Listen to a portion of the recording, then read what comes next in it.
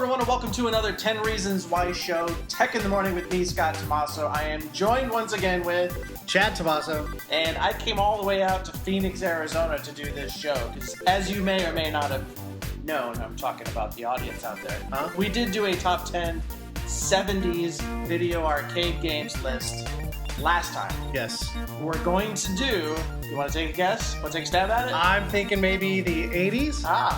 Perfect. That's exactly what we're doing. It is our top 10 video arcade games of the 1980s.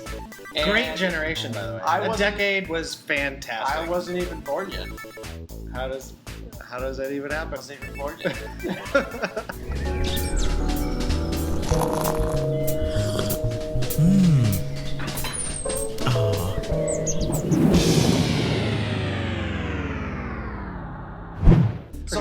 So let's just kind of, I guess we'll just get right into it. Let's do it. So a lot of you who have gone to the arcade are not going to be surprised at all when you hear this one.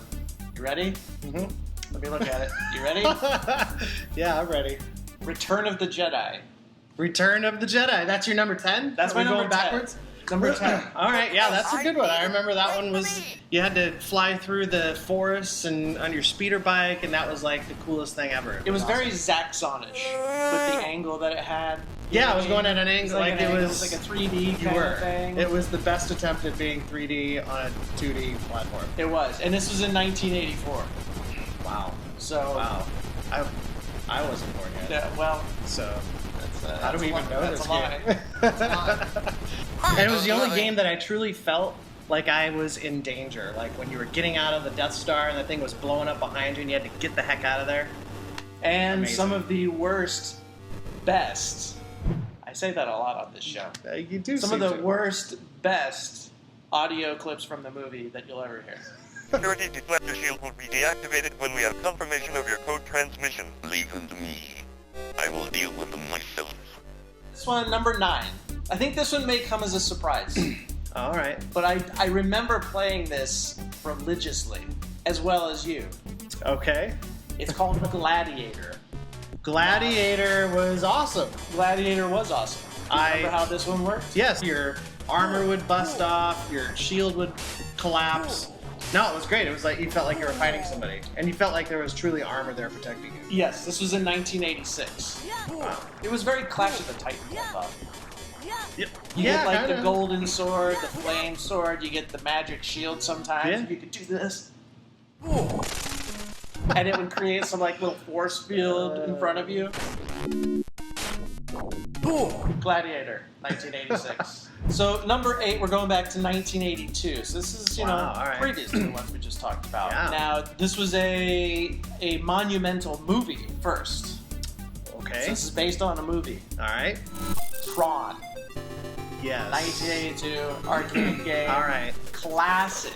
I was a little nervous that we were going previous to the other two, but this one definitely deserves to be in there. Now, this one was great for a number of reasons. Why? First and foremost, the light cycles. The light cycles. Everybody wanted to do the light cycles. Everybody wanted to do the light cycles.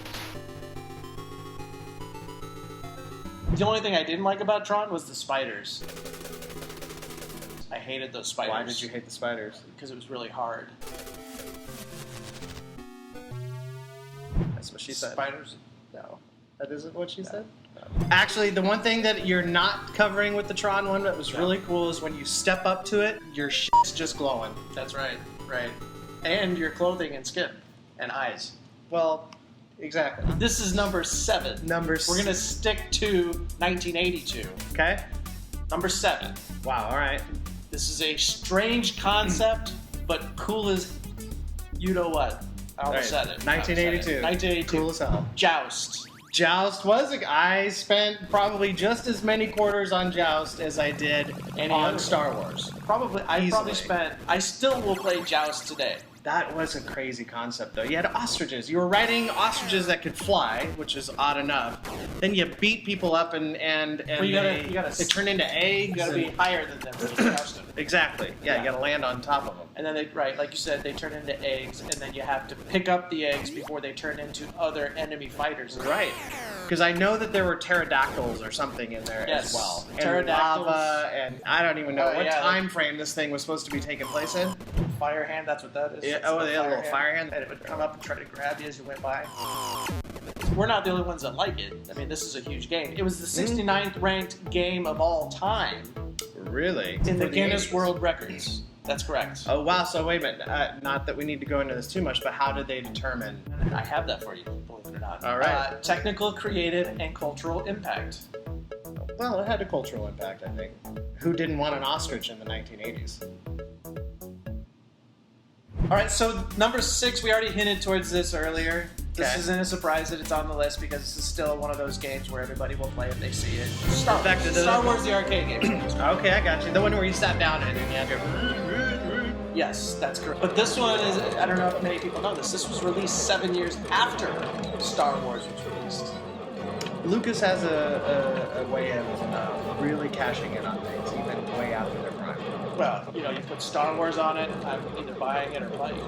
Yes. Because this came out a year just before the Return of the Jedi game came out. Right. So why they decided to wait that long, I don't know. Technology! Maybe. And the audio samples were way better than the Return of the Jedi one. Which is odd because Return of the Jedi came out later.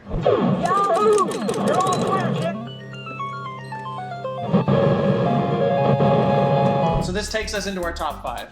Top 5. Top 5. These are the ones We're you're getting busy. Everybody's probably going to know these. Maybe there's a surprise. I don't know. But this one is not. This one is not. This one is not a surprise. Number 5. Maybe because it's so low down. So low down. You know what I'm saying?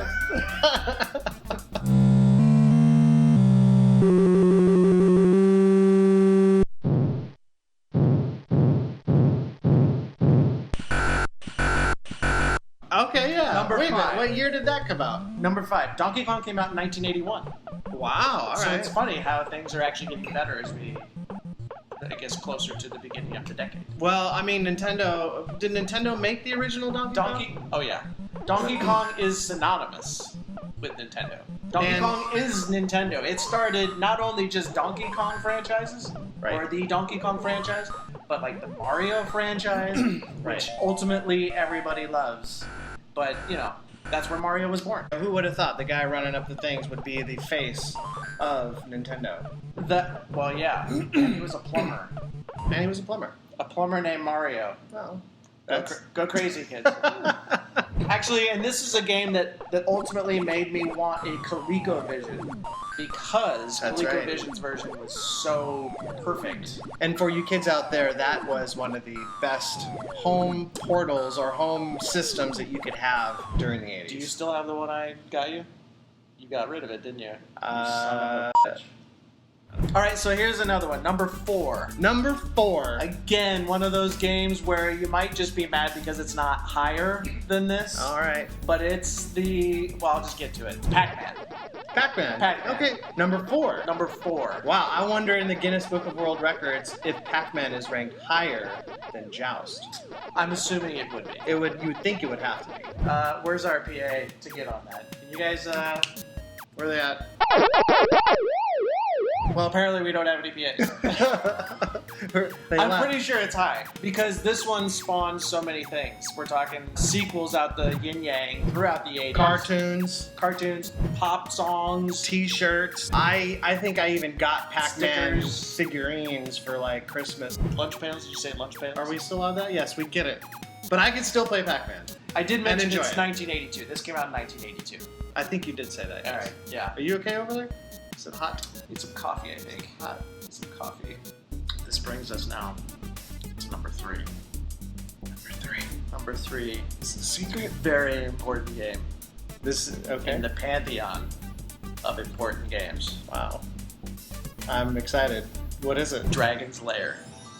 Dragon's Lair. Dragon's Lair. Okay, yep. That was the cartoon. This is the cartoon. So this is like your choose your own adventure game for all the people who don't know what this is. Made by Don Bluth, ex-Disney artiste. Yes, and it showed because, I mean, the quality of the animation was very good. Secret of Nim fame. Lead on, adventurer. Your quest awaits. Yeah. And I remember walking into an arcade for the first time and seeing this thing that said Dragon's Lair, and you heard it, the big booming voice said, Dragon's Lair! It was like a movie. It was, yeah, it was. And you needed to pay 50 cents for every play. It was crazy. And it was the most expensive movie you'll ever see, because by the time you got to the end, you've just spent $300. Do you remember the name of the guy that was the main character in that game? It was...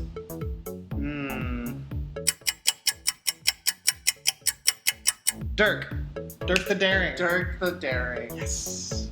And he dared his way up to the top 3 spot. So there's my transition.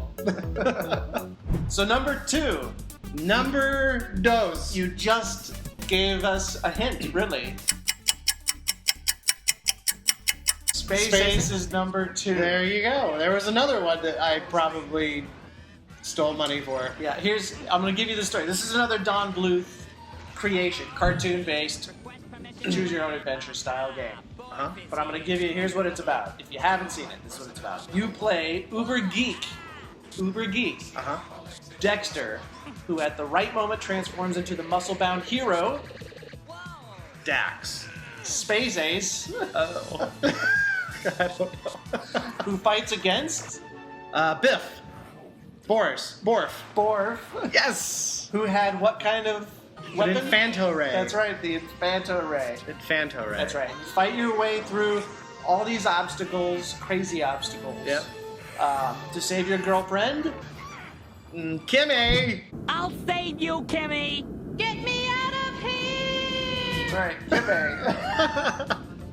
There's not much to say about this game. Other than it was cool. It was just like Dragon's Lair, except it was, instead of in the medieval times, you're talking outer space. It was awesome. Actually, I think I enjoyed Space Ace more than Dragon's Lair. Which is why it's number 2 Makes sense to me. on the list. You lucked out. That's all I got on that one. All right, so here's the surprise one. This one, I think people are going to be shocked. But again, this is my top 10 list. This is your top 10 list. The number 1 game that I probably played the most. Number 1. The most. The most. In the 80s. Uh-huh. Was Tecmo Bowl. Tecmo Bowl, or Tecmo Bowl Arcade, I guess. Is what Yeah, I can't argue with you on this one because I played the crap out of that one too. Yeah, this is... And it was good. That was quite a setup actually. The video game itself was quite a setup. huge console. Yes. Huge console. Yeah. It had, 3 screens on it. Yeah, like 3 bing, monitors. bang, boom. And you were the who? What teams were they? There were only 2 teams. I honestly don't remember the team. Wildcats versus Oh yeah, the Wildcats. The Bulldogs. Bulldogs. The reason I have this one on the top, obviously I played the heck out of it. You and I probably played and fought over this many a times. Yes. But this spawned, when Nintendo came out and Sega, it spawned all the Tecmo Super Bowl stuff. Yes. Where you're running and then you could Shake throw people it. up. But you could just do this. Why are you doing that so often? So you do that and you can basically break every single tackle. Shake attack. As Yeah, long you as you shake can do this.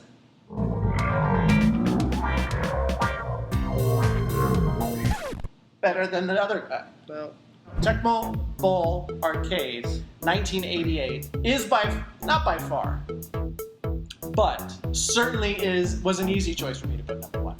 I can see it in the top 10. not your number one? Number one's a little high, but it was a great game. And it was like the first game where you felt like I'm playing a full-fledged football game. And it was great graphics. The graphics were very... I don't want to say realistic, but they were... It was cartoony. They were crisp and they were very good. Awesome game. You can hear the crowd cheering right now. No, stop that. Oh. So that's my top 10. What do you think? Which one, was there one that we left off that you would have thought would have been on here? Or do you think there was one on the list that was too far down that should have been number 1? What's your number 1? Are you asking me personally? Yeah, I want to know what your number 1 is. My number 1 would probably be... I would move Space Ace up there, because that was just a personal preference for me. Number 1 would be Space Ace for you? Yeah. Probably. I don't know what everybody else is going to think. They're probably not going to agree with me. I guarantee you. But, you know, what are you going to do? What are you going to do? What are you going to do? They can comment. They should comment. That's what I want them to do. Comment. Let us know what your number one is, or just give us your top 10. Let us know what you think. Subscribe, of course. Come to our website, www.10reasonswhyshow.com, to find other cool tech videos. We've got our 70s show. Go check that out as well. Until next time, I'm Scott Tommaso. Chad Tommaso. And go tech yourself before you wreck yourself. Why did you give that look? You know that sentence?